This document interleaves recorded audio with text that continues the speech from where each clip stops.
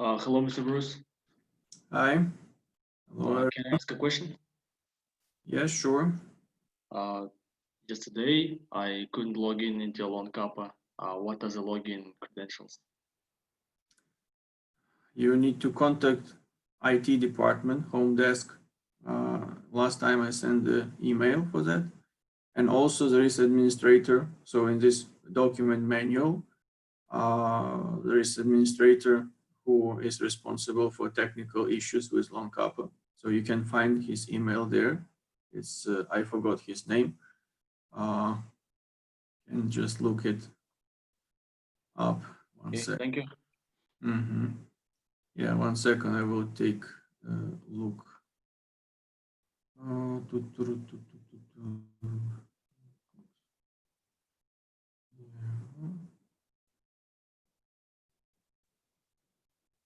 Manual. Okay.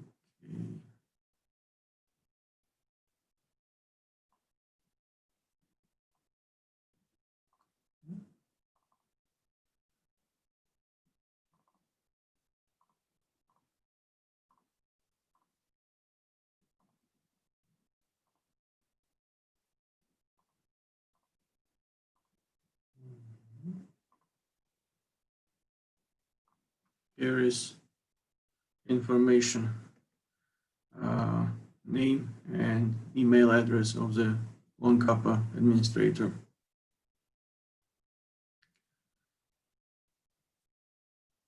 Okay, guys, some people are coming to join our meeting.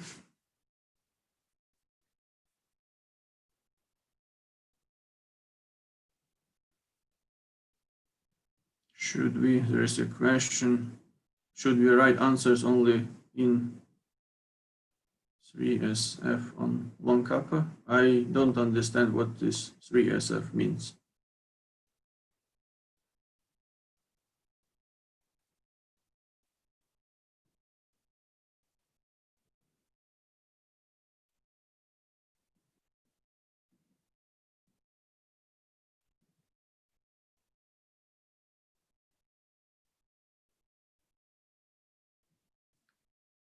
Okay, I guess most of people already joined.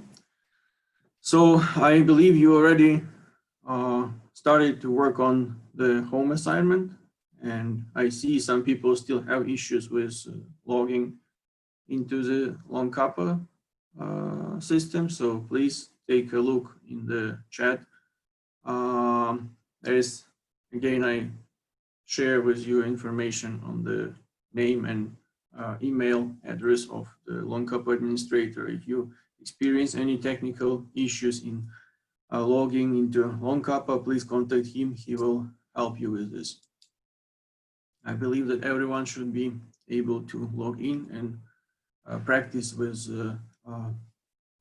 this home assignment, because this week it's not graded, but starting from week number 3, which means next week, your homework will be graded and you will get grades for that. Okay, so we continue now during this week, and actually part of the next week, we still continue working with and discussing one-dimensional and multi-dimensional motions. So do you have any questions regarding the understanding some concepts, definitions of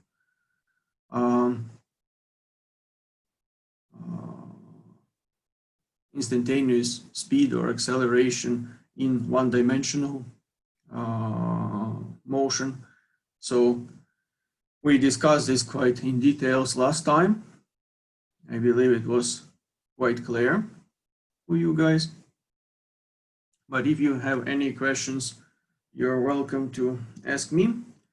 Now, I think that we should continue our discussion about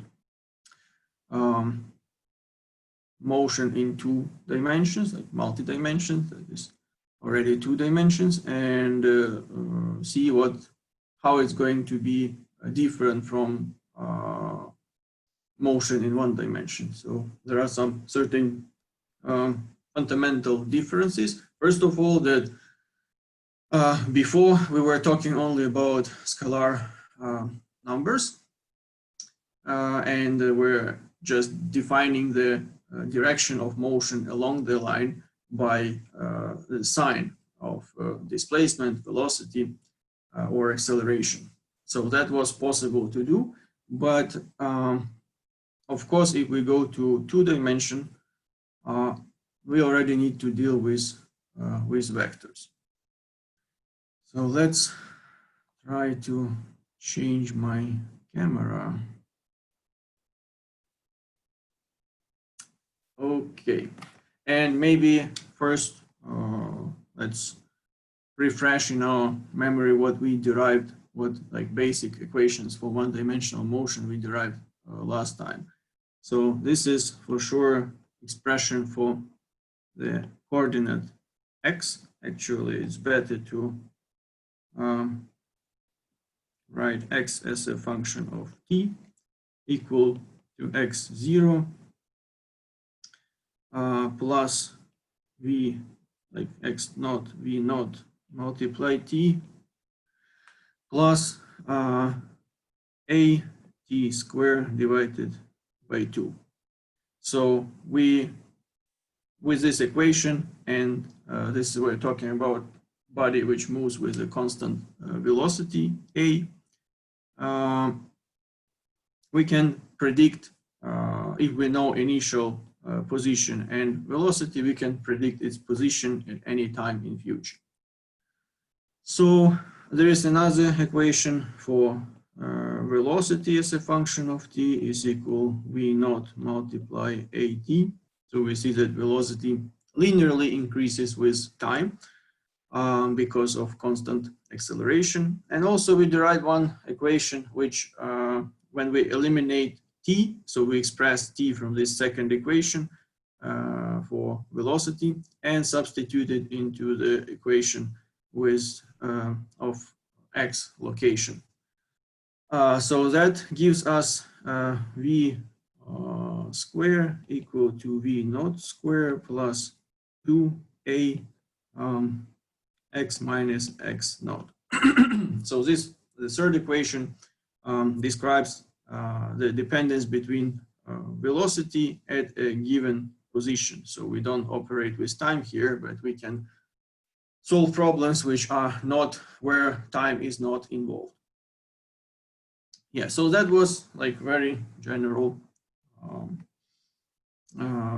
recall of what we considered in our discussion last time.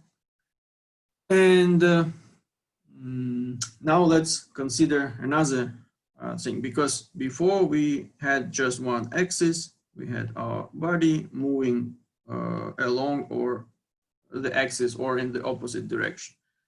However, more common case when we have some 2-dimensional space which has axis x and y. So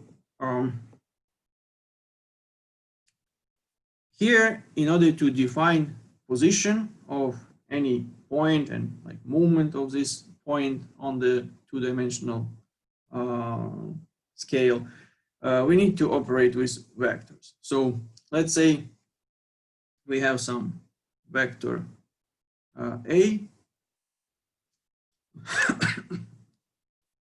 then we have some vector b, and the sum of these vectors will be vector c. So we can write a vector a plus vector b is equal vector c. So from this definition, we already see that any vector, like you see this vector c is represented by the sum of 2 vectors a and b. So it's true for any vector. So we can represent any vector by sum of 2 vectors which are more convenient for us. And which vectors are more convenient?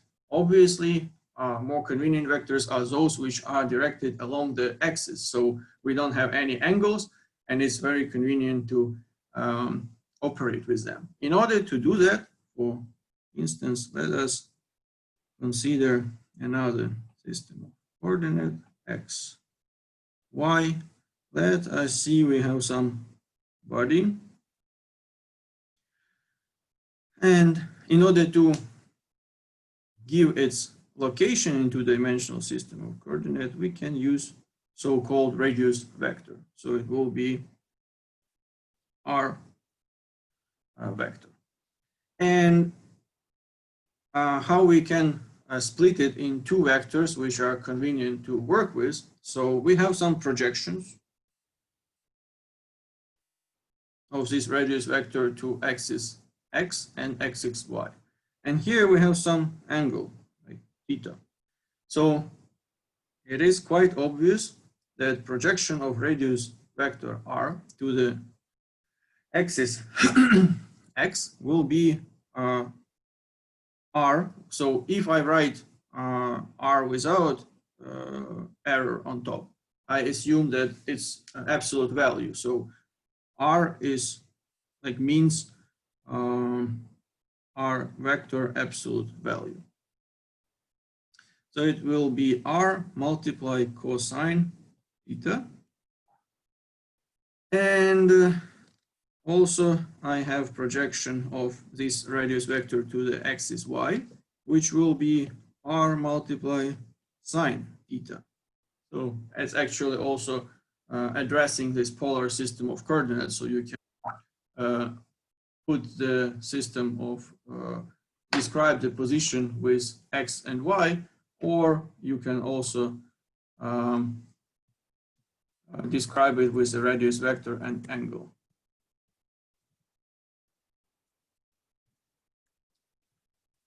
Someone is writing to me. I'm busy now. Okay. So now let us go further. And we need to introduce two vectors which are convenient to describe the radius vector r. In order to do that, was proposed to add two unit vectors. So we have unit vector I, which is directed along the x-axis, and unit vector j, which is directed along the y-axis. So the absolute value of this unit vector is obviously unity. So it doesn't change the length of the vector, it just gives you some unity. And then in order to define how long this vector is, in order to transform this projection of radius vector r to axis x in a vector, we need to multiply unit vector to this number. And then we get two vectors, and we can describe the radius vector r as a sum of two vectors, which is I multiply r cosinus theta plus j sinus theta. Sorry, I forgot r sinus theta. So this is the way how we split our radius vector into components, and we can call this component like some x and some y. So it can be written as I multiply x plus j multiply y. So this is the way how we define radius vector by projections to different axes, and this the sum of two vectors. One vector is I multiply x, is directed along the axis x, and another vector j multiply y is directed along the axis y. So once we define what is radius vector and how we describe position of our body in a two-dimensional system of coordinate, we can proceed further and define what is average and instantaneous velocity, acceleration, also in the two-dimensional space. So let's go and do this. So we have a system of coordinate x and y again. And we have some, in this plane, we have some trajectory of moving of our body. So we have initial position of our body, like let's call it position 1. We define its position with radius vector r. Then we have position 2 and also define it with another radius vector, which is r plus delta r. So this is the sum of two vectors. And delta r obviously is this vector. So now we have our body considered in point 1 and in point 2 along this trajectory. And in analog to displacement for the one-dimensional motion, we can write that average velocity, but now we specify that this is a vector, will be equal to delta r, change of radius vector, divided by delta t. So we divide the change of radius vector, which describe position of our body, by time during which this change of the position happened. So in order to proceed to the instantaneous velocity, we need to take a limit. So this is average, and instantaneous velocity vector will be equal to limit of delta t approaches 0, delta r over delta t. And this is the derivative, dr vector over dt. So derivative of the vector is also a vector. It's our instantaneous velocity. Why? Because we have this small change of vector, of radius vector, delta r. So this is the vector. Then we divide it by delta t, and delta t is just a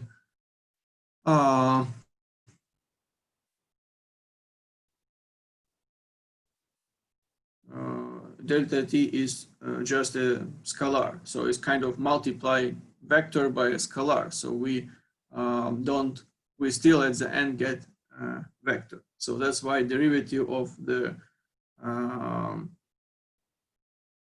radius vector over time gives us vector, which is velocity. And yeah, this is r, not 2. You are right in your question.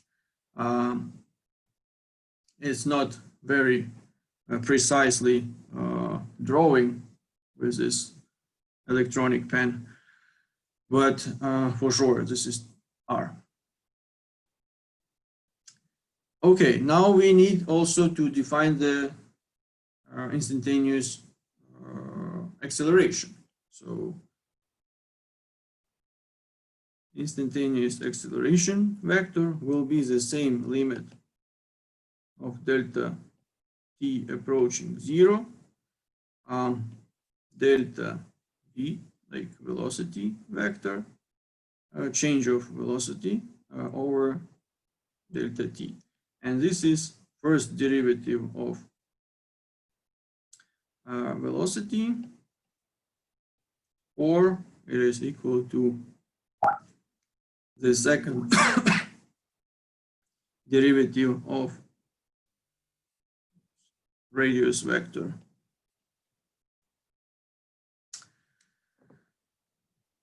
Okay, so this is the definition of instantaneous velocity and instantaneous acceleration in multi-dimensional space, because we operate now with vectors and we define our position of our body with a radius vector. So what is important to understand, that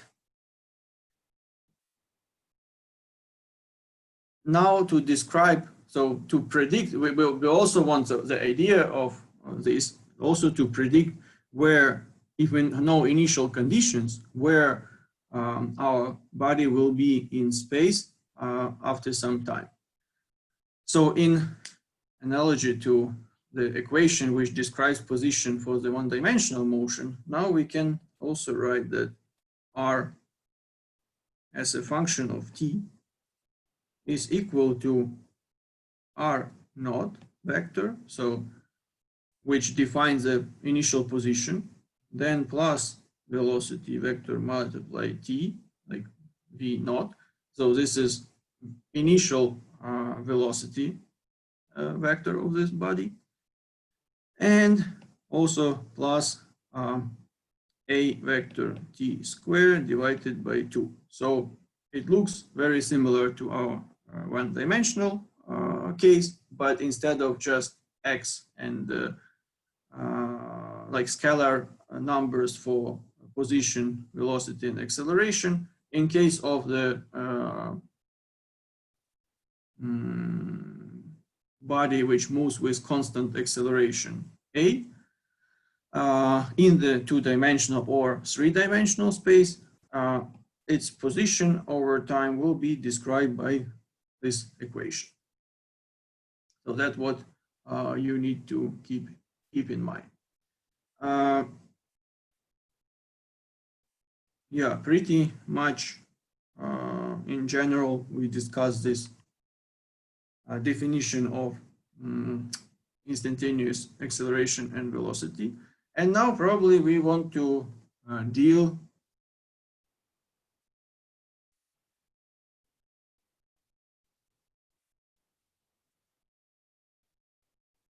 so you ask why t should be close to 0.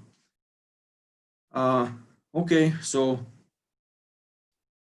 we can define average velocity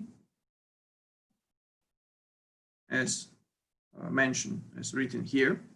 And this is just some relatively big change of radius vector versus relatively long period of time. So that is average velocity in the time frame, I don't know, let's say 1 minute. But 1 minute is quite long time frame, and we need to know what is velocity and acceleration, specifically, let's say at point 1, which will be, this is velocity vector, which will be tangential to the trajectory of our movement. So in order to answer this question, we need to reduce this radius vector, change of radius vector delta r between these 2 points as much as it becomes negligibly small, and that's why our delta r will be approaching to 0 in order to approach this point 1. But again, we need to have some small change of radius vector because we need to describe instantaneous velocity. So in order to make our displacement, like delta r, so little that it approaches to zero, we need to consider some very short time. So this delta t should go to zero, and means if delta t should go to zero, we have some certain velocity. It moves with a given velocity, and in order to have close to zero displacement, we need to have close to zero either velocity or time, delta t. So since velocity is not close to zero, it has certain value, there is one only option to push this limit of delta t close to zero. And then we can, with this, we define the derivative properties and use derivative to define the instantaneous velocity, and like second derivative of our radius vector to define the acceleration, instantaneous acceleration. That's why we need to push this delta t to zero. Okay, sorry, what is R not in the highlighted formula? So good question. So R naught is, we can consider this vector here as R naught. So it's initial position of the body. So in order to predict where this body will be, we need to know initial position, which described by this R naught vector. Then we have initial velocity, V naught, and we know that it moves with constant acceleration. So we also have the defined acceleration vector. And once we know all of these parameters, we can predict, calculate this R as a function of t, and tell where exactly will be our body in the system of coordinate x and y. Sorry. Okay, so this, I guess, already more or less clear. If you have more questions, you're welcome to ask. Let's go to another. Let's go to another some example of two-dimensional motion. I would say very classical example, and we need to, since it's so important, we need to discuss it in more details. So let's assume that in some system of coordinate, which is not so important right now, but later it will be when we go in more details. We have a body, like some mathematical point, which moves along a circle. As much as this looks like a circle, but you know that it's a circle. So a circle has certain radius. Here is our body. It moves with constant velocity. So velocity, like absolute value of velocity, which is v just without this error, is constant. That is important condition. So this is so-called tangential velocity, which is always perpendicular to the radius.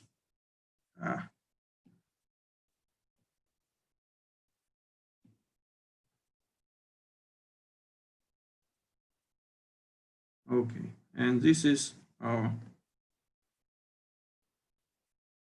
velocity. And now we need to understand how to describe motion of this uniform motion of a body in the circle. So first of all, it's kind of interesting to define a specific parameter which describes this type of motion is angular velocity. It's denoted as omega, and it describes in angles, because what we have a circle, so we have in total 360 degrees, or it is 2 pi radians. Who doesn't know radians? It's just another way to measure angle. So let's say 1 pi radian is equal to 180 degrees. Pi over 2 is equal to 90 degrees, and so on. So we operate when we deal with some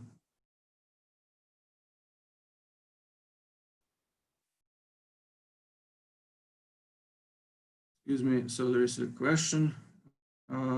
So initial radius vector of position would be overlap or be parallel to y-axis in the system of coordinates. I mean, you can define as initial radius vector like any position. It can be parallel, it can be at some angle. In this case, it's at some angle theta, let's say. So it's not so important where is initial radius vector now, because we know that it moves along the circle. So this radius vector, it changes only the direction, but it doesn't change the magnitude. So it's always equal to the radius of the length of this radius vector is always equal to the radius of this circle. So in order to define the angular velocity, we need to divide 2 pi, which is total, like one rotation. If we start from here, from this point, and do one total rotation, come back to this initial point. So this angle theta will be 360 degrees, or 2 pi. And then we divide it by time t, which is period of rotation. And this is time which takes body to make one rotation. Also, it can be written as 2 pi multiply f, which f is frequency. So f frequency is 1 divided by t. So it shows how many times per second, for instance, this body makes revolution on this circle. And this will be angular velocity will be measured in radians per second, and frequency is just 1 over second. So now we know this, and the question is, so we defined the angular velocity. Now we want to know what is linear velocity. So we know it's constant, but how we can define it if we know the angular velocity and radius of our circle. So we know that the length of the circle is 2 pi multiply r. Do you agree with me? Yeah, should be like this. And then if we know that in order to travel all along this circle, all this distance, it takes time t, which is period of rotation. So this will be, by definition, we have distance divided by time. So this will be our linear velocity. I don't put vectors, it's just absolute value of linear velocity. And since we know that 2 pi divided by t is equal to angular velocity, it will be omega multiply r. So linear velocity is defined as angular velocity multiply radius. So this is a specific equation to describe linear velocity of a particle which moves at on the circle trajectory. And now we are interested in kind of the most important part. How do we define acceleration?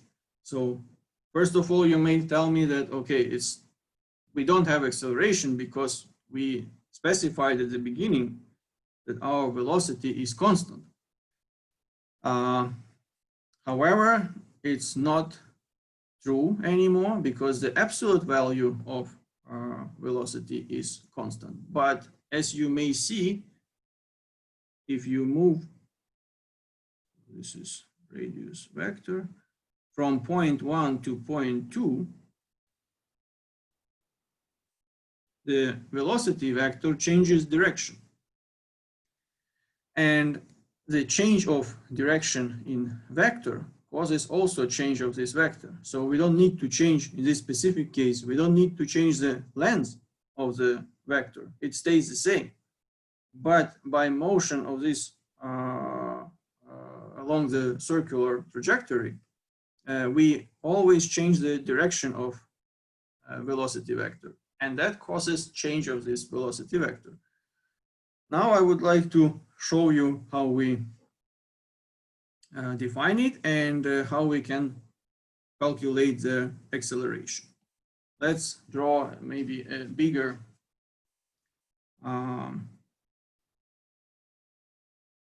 circle. So it will be more convenient to see what's going on.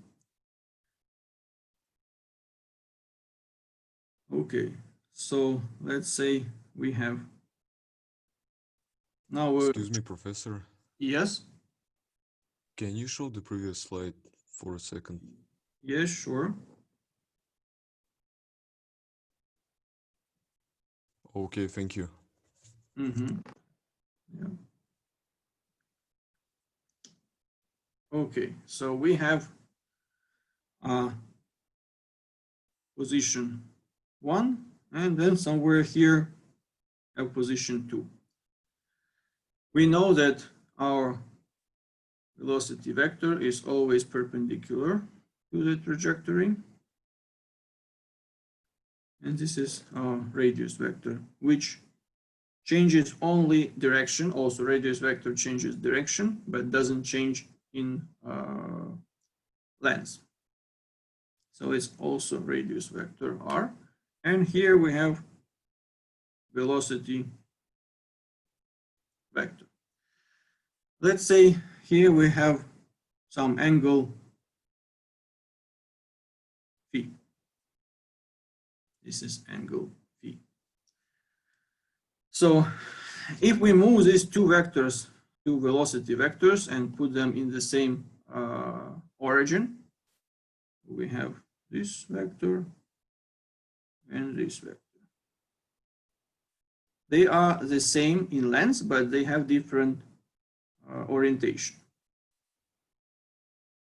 So now we can show another vector, which is delta r,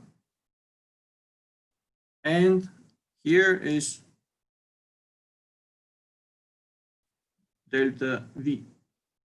So this delta r is our displacement, and delta v is change of the velocity because of the changing orientation. Now it's necessary to underline that this angle between two velocity vectors is also angle phi, because here they are perpendicular and here they remain also perpendicular. So change between the angle between two radius vectors and angle between two velocity vectors will be the same. So what do we have? We have two triangulars with the same angle at the top and the same sides. So this side is equal by length to this side. Again, here, this side is equal by length to this side. So these triangulars are similar, and that's why we can write that the ratio between these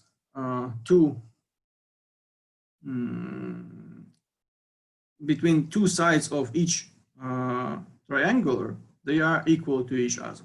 So let's say now I skip the vector signs, so we operate only with lengths, with the absolute values. So we can write that the ratio of delta r, this vector, to r, radius of this circle, will be equal to the ratio between delta v over divided by v to the, so this change of the velocity and velocity itself, length of the velocity vector itself. So this is true because these two triangulars, which we have on the figure, they are similar. Now let us come back to previously defined instantaneous velocity, and we know that instantaneous acceleration.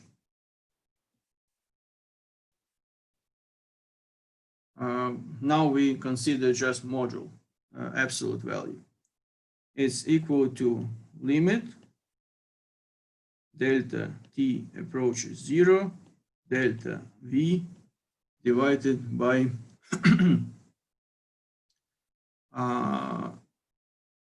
delta t. So now what we can do, we don't know the absolute value for this delta v, but we can express it from this ratio. So it will be equal to limit delta t approaches 0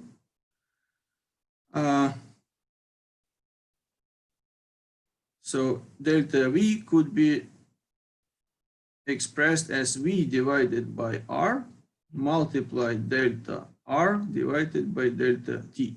So I got it because from this ratio, delta v is equal to v divided by r multiplied delta r.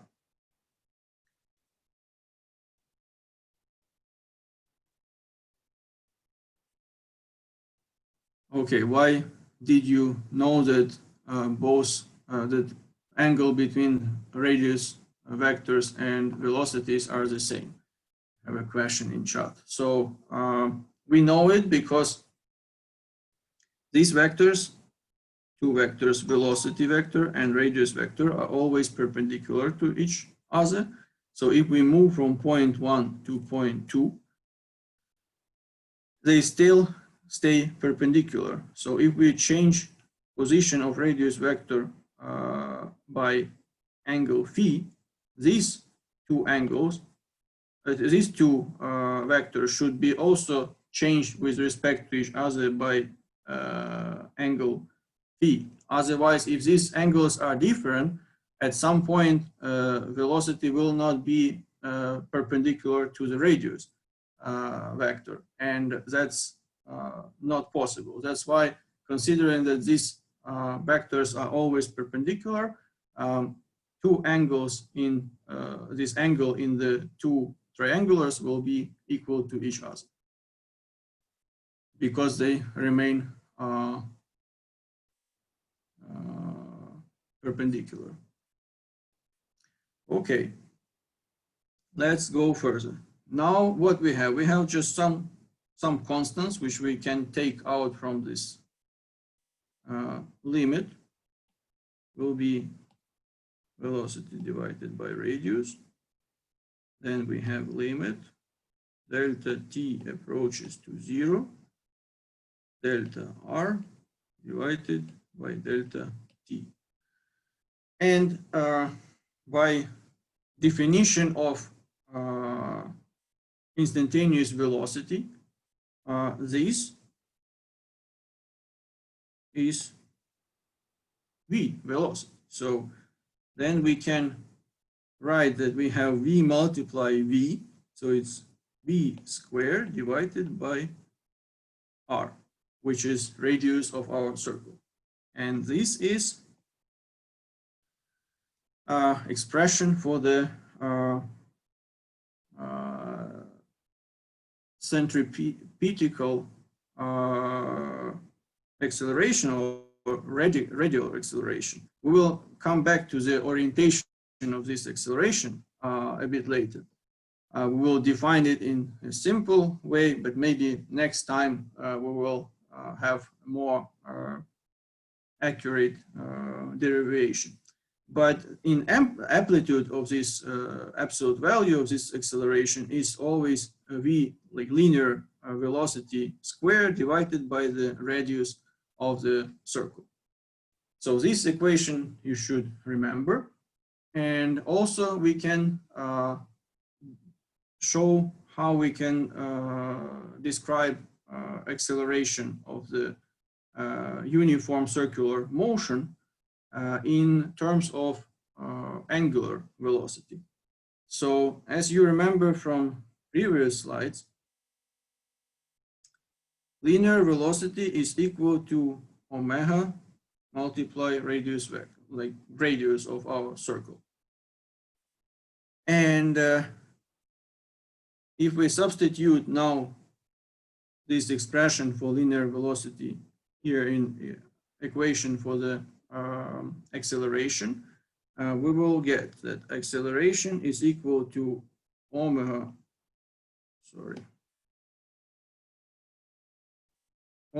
square multiply r square divided by r, and this is nothing else as omega square multiply r.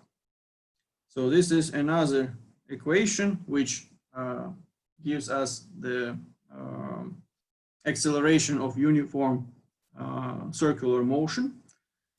So it's either given with linear or angular velocity, but both of them give us the acceleration of uniform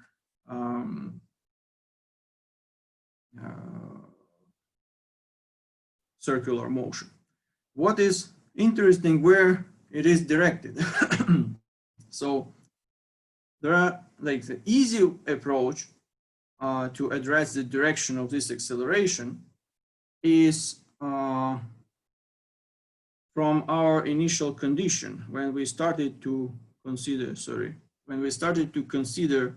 the uniform circular motion. We highlighted that the linear velocity is a constant, so it doesn't change. It means that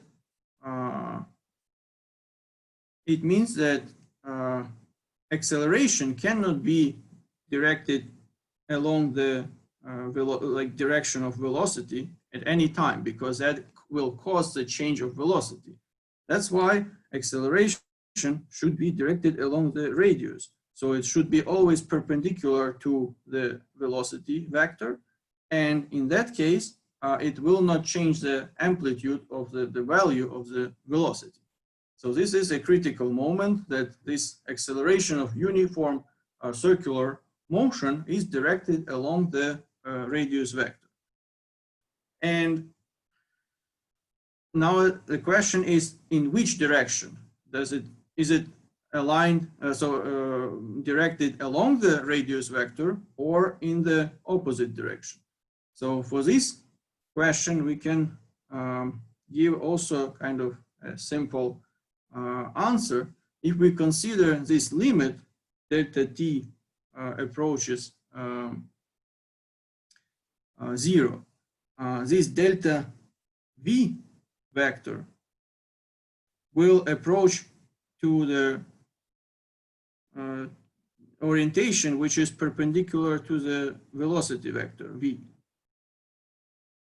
And it means that the acceleration of the uniform circular motion will be directed opposite to the radius vector of this position of the body. So this is our acceleration. So it will be directed to the center of the circle over which this uniform motion happens. But in order to give more accurate definition, we will do some derivatives of the equation which describes the position of a body on this circle over time. We will take two derivatives and then we will see that this acceleration is directed in opposite way as radius vector. However, this is the derivation of acceleration of uniform circular motion in a way which is very common in textbooks and in particular in your textbook. So this should be enough to understand why, despite of constant linear velocity, by moving along the circle, we have some acceleration. So this happens because we operate with a vector or velocity vector, and velocity vector changes its orientation over time. And the change of, so we can get changes of vector by changing its length, like magnitude, or also by changing its direction. That's why this change of this feature of vector quantity allows to have the